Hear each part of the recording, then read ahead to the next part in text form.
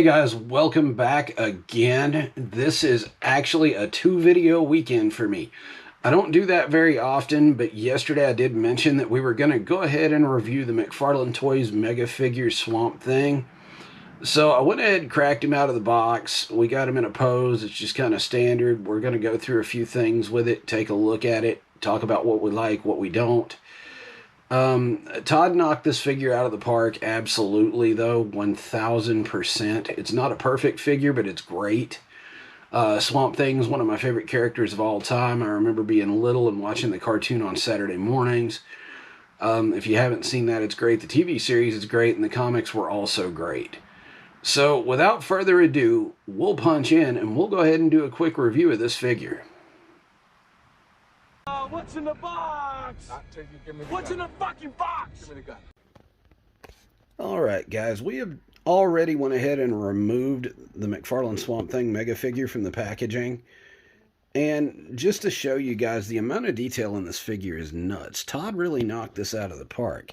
Of course, this is the rebirth version of Swampthing. Now, the sculpting is 100% amazing. Most of the soft rubber hides the actual joints here, but there's just so much to look at and so much detail on this figure. It's got the standard 22-point articulation most Mcfarlanes do. He's a bit top-heavy for, a Mcfarlane figure, I will say that. His articulation is really good. He's got the butterfly joints.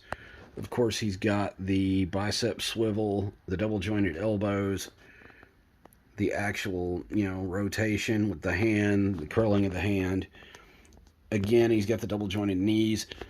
The toe joints are a little bit loose on mine. The only gripes, if I were to have that about the figure, is it needs another wash of paint, maybe something to make the details stand out a little bit more.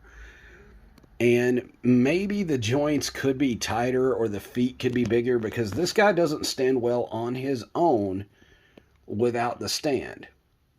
Now, I did borrow the stand from the Mcfarlane Violator Megafig so he could stand up during the review. It's like I said, there's some gripes I have about this figure, but they're very minor. Like, the head sculpt is fantastic. You can see the element of the skull outlines here. It's like there's a lot of biological elements. Like, if you look, you can still see the human finger bones. There's a lot of things going on with this figure that are great, and the great things actually outweigh the bad. Now, if you look, it does come with one accessory, which is just the bladed hand thing. The figure has an awful lot of room in the box to just come with one accessory, guys. I feel like he could have come with maybe an extra head that looked a little somber. Maybe one that was screaming, angry, something, because he's just got the sneer here, which, I mean, I like it, don't get me wrong. It's just there could have been a lot more with this figure. I know the GameStop exclusive has the antler head sculpt. I really don't like that one too much. But if you look in the box, like I said, an awful lot of room. There could have been some extra hands, maybe some extra vines, things like that. If I turn him around, you'll see what I'm talking about with the detail and the paint. There could have been a couple more washes back here. They could have painted the roses. They could have painted the spine maybe a different color, maybe washed the vines out. But all in all, really, really solid Mcfarlane figure. Probably maybe my favorite in the line so far.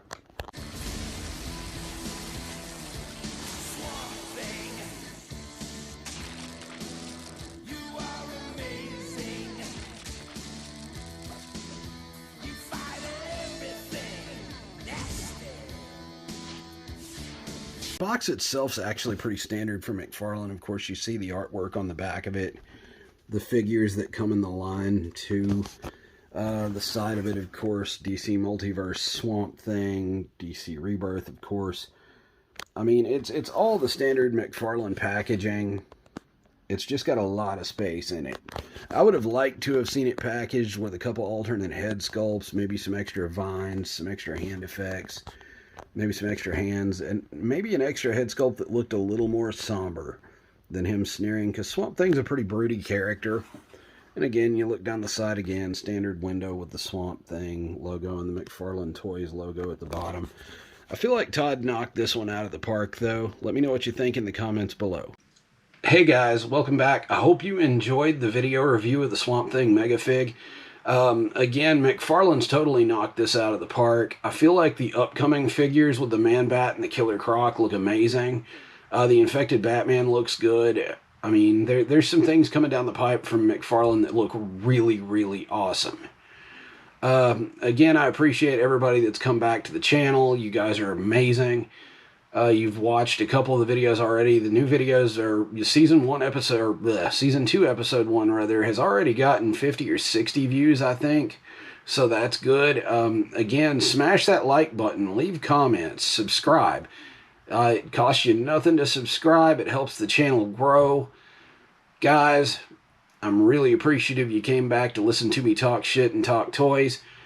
I'm going to punch out, and you guys have a good one.